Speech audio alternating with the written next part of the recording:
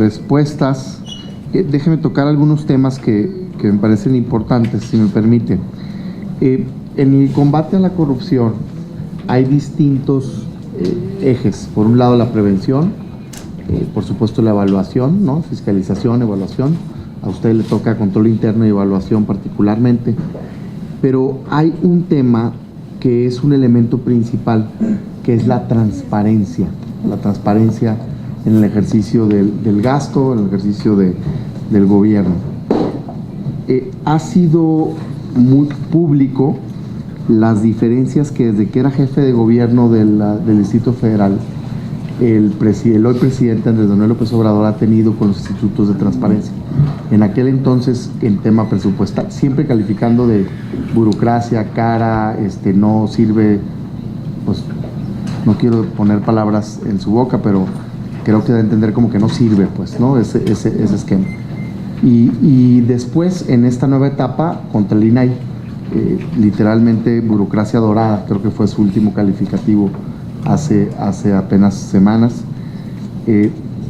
Tuvo el episodio del segundo piso con 10 años de reserva del FIMEVIC, y bueno, ha sido pues muy públicos estas polémicas que tiene. Mi pregunta es, ¿qué visión tienen del tema? ¿El gobierno en sí mismo cree que el Instituto de Transparencia y Acceso a la Información no cumple con su función? ¿Están buscando alguna modificación legal al respecto?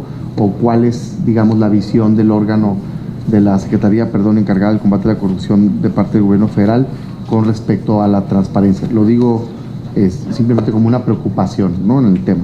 A mí me parece por demás relevante. Un segundo tema que quisiera dejar una reflexión es, se ha venido manejando tanto en las cámaras como en el mensaje del presidente, estuve muy atento en el mensaje de su toma de protesta, como una solución la prisión preventiva oficiosa en los casos de corrupción. En lo personal creo que es un grave error. Me parece que sí, por supuesto todos queremos combatir la corrupción, pero prisión preventiva oficiosa significa meter a alguien a la cárcel sin haberle probado su culpabilidad.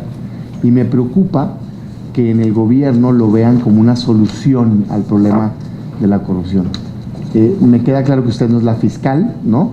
Pero sí quisiera saber un poco si en la Secretaría lo están viendo como alguna herramienta, ¿no?, a utilizar, y un poco el razonamiento del por qué creen que sea positivo este esquema.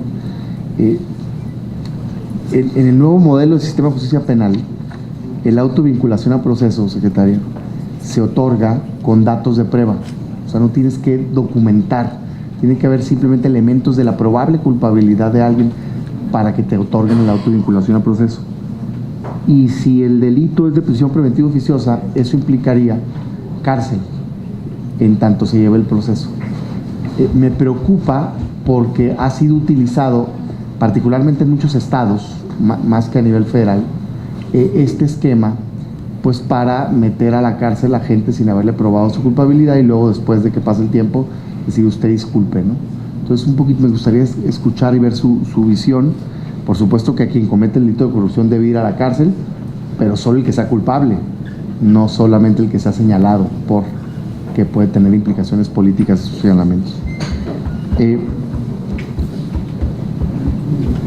Ha sido, en otro tema, hecho público un supuesto o caso de posible corrupción en una licitación del Seguro Social por un periodista de renombre nacional, con respecto a unos antirretrovirales de VIH, una licitación que cruza, según este periodista, a los gobiernos, el saliente y el entrante.